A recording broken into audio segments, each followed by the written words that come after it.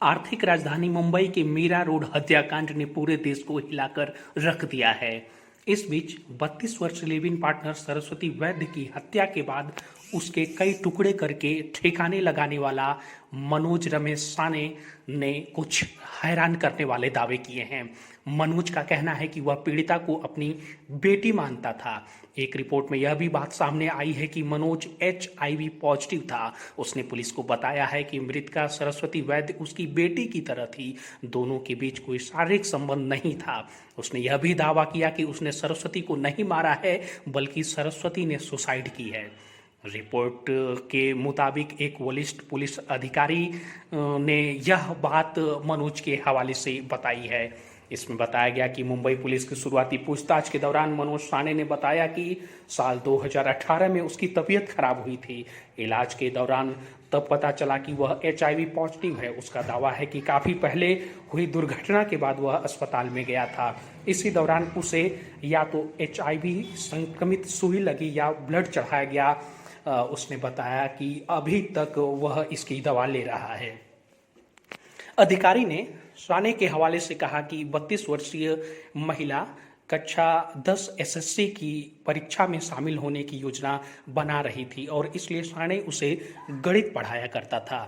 Report में कहा गया है कि पुलिस को 7वीं मंजिल के फ्लैट की एक दीवार पर बोर्ड मिला जिस पर गणित के समीकरण लिखे हुए थे। साने ने पुलिस के सामने माना कि वह सरस्वती को लेकर बहुत ज़्यादा संवेदनशील था। उसे उस पर शक था कि उसका किसी और के साथ अफेयर चल रहा है। इस वजह से कई बार वह उसे डांटता भी रहता था। पहले यह बताया गया था कि साने एक राशन की दुकान पर काम करता था, जहां उसकी मुलाकात सरस्वती वैद्य से हुई थी। अब सामने आ रहा है कि उसके पास इंडस्ट्रियल ट्रेनिंग इंस्टीट्यूट का सर्टिफिकेट भी है। रिपोर्ट में अधिकारी के हवाले से कहा गया है कि सर्टिफिकेट के बावजूद साने 10 साल से एक PDS दुकान पर काम कर रहा था, क्योंकि डिग्री होने के बावजूद उसे कोई अच्छी नौकरी नहीं मिली थी। एक वरिष्ठ पुलिस अधिकारी ने बताया कि गुरुवार को गिरफ्तार किए गए 56 वर्षीय आरोपी मनोज सावे ने दावा किया है कि 32 वर्षीय सरस्वती वैद्य ने 3 जून को खुदकुशी कर ली थी। इस डर से कि उस पर मामला दर्ज हो जाएगा, उसने कथित तौर पर शव को ठिकाने लगाने की कोशिश की। उसने पुलिस को आगे बताया कि इसके बाद उसने अपनी जीवन लीला समाप्त करने की योजना बनाई। इस क्रम में साने ने वैद्य के शरीर को एक इलेक्ट्रिक ट्री कटर से छोटे छोटे हिस्सों में काट दिया। उसे आसानी से निपटाने के लिए इसके कुछ हिस्सों को प्रेशर कुकर में उबालकर गैस पर भून दिया।